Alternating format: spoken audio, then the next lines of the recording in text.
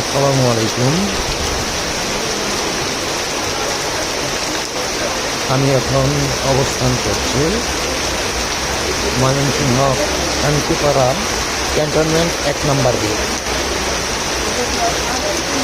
তো আপনারা দেখতে পাচ্ছেন এই যে জায়গাটুকু,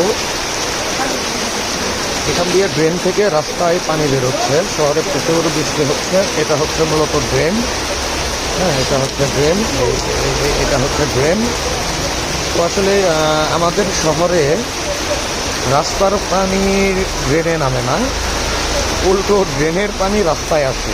এই হচ্ছে তার জলজান্ত প্রমাণ। এই যে দেখুন আপনারা কীভাবে একদম ড্রেন থেকে পানি রাস্তায় বেরোচ্ছে, রাস্তায় নামছে। এই হচ্ছে তার অবস্থা।